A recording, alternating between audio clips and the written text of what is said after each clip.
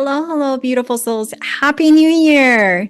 It's the beginning of the new year and everyone is super motivated to start the year fresh, I know. So let's make a difference and see changes to life this year. To start off the new year, I'd like to start with going over the top 5 mistakes I see people make in hindering their growth. So please remind yourself to avoid these bad habits at all costs. If you want to have a great year, boost your confidence and fulfill your highest potential. I'm not going to do a backwards countdown, 5, 4, 3, 2, 1. I'm going straight to number 1 because it's so important that you get this habit out of your life now. And that is not keeping promises to yourself. That includes not showing up to appointments, signing up for online webinars, workshops, in person or online, of course, being on time, workout, walking the dog, whatever it is.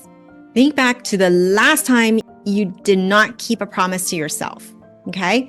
Because not keeping promises to yourself is often considered the worst habit because it absolutely kills your self-trust, personal confidence, and personal growth. When you consistently fail to keep promises to yourself, you begin to doubt your own commitment and reliability. This internal mistrust makes it harder to set and achieve future goals because deep down, subconsciously, you already no longer believe in your own abilities to follow through. Each time you fail to keep a promise to yourself, it can trigger harsh inner criticism. This cycle of negative self-talk will most likely be the cause of your self-sabotage.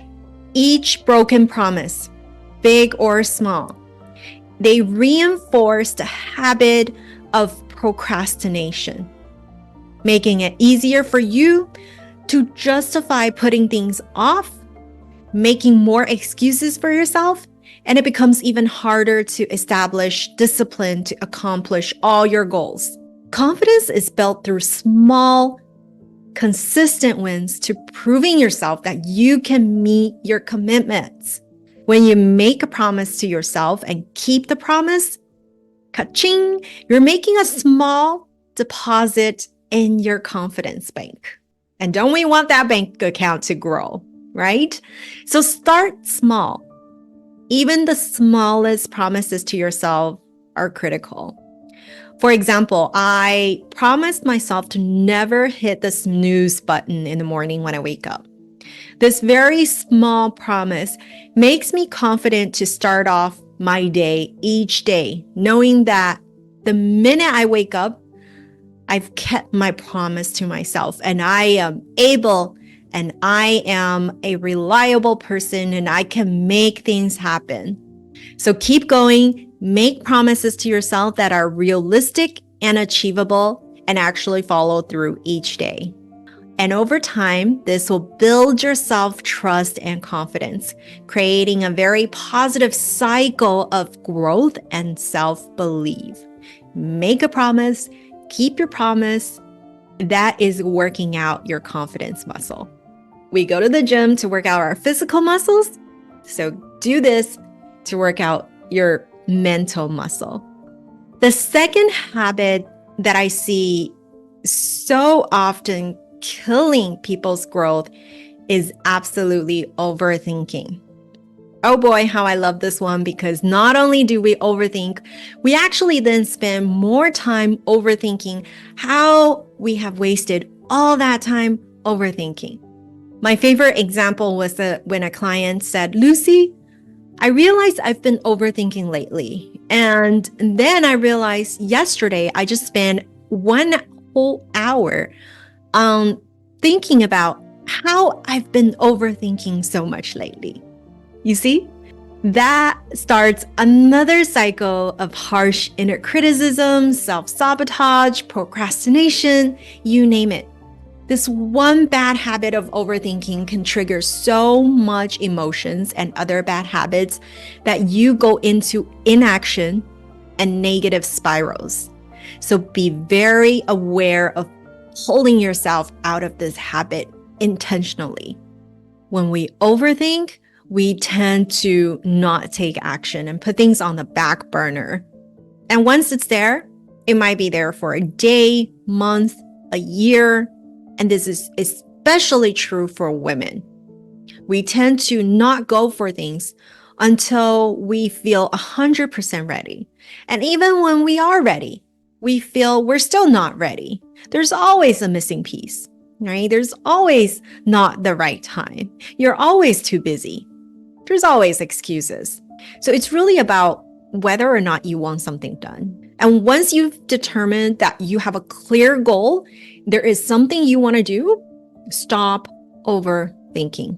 Yes, you want to think about the strategic planning and the action steps you will actually take to get there, but not to just sit around and think about all the possibilities that could go wrong. Instead, think about all the opportunities that might arise from you taking more action. Okay, the third habit is being scattered. I see this so much on coaching calls.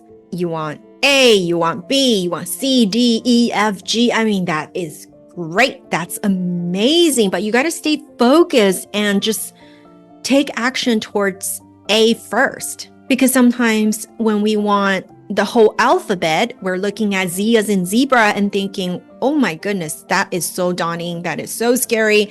I will never get there. And therefore, you're not getting anywhere. So stay focused. And this topic is so essential. I'm actually going to do another whole episode just on how to stay focused. But for now, just always remember what you focus on grows. So only focus on your own growth and one area of your life or business or career that you like to focus on. Yes, Lucy is a believer that you can have it all, but just not all at the same time. Lucy is a podcaster, an author, and a coach. Well, I am all of that, but it did not happen all at the same time. I launched my podcast, and then I co-authored in a book, and then I wrote my own book, and it happened in baby steps, but I focused on one goal at a time. And so should you. If you have 10 things you want to do in the next year, let's circle your top 3 and then decide on your number 1 and go do that. The fourth habit that's absolutely killing your confidence is negative self-talk. That inner critic, that little devil voice. We got to listen to the angel, right? The devil says, you can't do this. Who are you to do this? Why are you doing this? And the angel is saying, you've got this. You are amazing. You are remarkable. This is the perfect time. So which voice are you listening to? I'm hoping that you will have more awareness in your self-talk after today. Whenever that negative self-talk arises, notice it and just make peace with it. Okay, I hear you, but it's okay. I'm going to go with my decision. I'm going to prioritize my life according to my values. And I'm going to do what's on my dream agenda. Notice some of the negative things you say to yourself. Would you say them to a friend? Or is that too mean? You'll probably notice they are too cruel to be said to anyone else but yourself. So don't let that devil voice control your life. And it's usually really scary to go for your dreams and live your dream life because I've just absolutely lost my train of thoughts. And that just proves we're all human. I could be saying, oh, Lucy, you are horrible. You don't deserve to be a podcaster. You're not well-spoken. You're not charismatic like other speakers, right? See, there's so much things you can say to yourself. But on the other hand, you can say, ooh, I'm glad that happened. This is a great example to show people that we are human and we all have these moments, right? These moments that we get to practice being more positive. These moments that we can learn something from and inspire others to speak up, show up, and know that what's possible for them is to stop listening to that negative self-talk and really just rise to the occasion. Oh, and don't focus on your fears. Don't focus on yourself. Usually when we are focusing on ourselves, we're thinking, oh, what are other people going to think of me? Who am I to do this? But focus more on serving others. No matter what line of job you are in, no matter what line of work you're doing, you are here for a purpose. You are making someone else's day. So focus on the importance of you on this planet. And that's how you shush your inner critic. It's by living your purpose. It's by living what you are put on this earth to do. And I know some people might have not found that. But again, you find that through taking action. Because in the process, it could be that you actually find out what you're doing now is not serving your purpose. And that's also progress. So all we have to do is make progress, not perfection.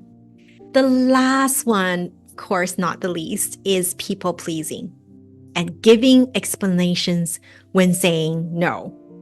This is a really bad habit because we are pleasing others.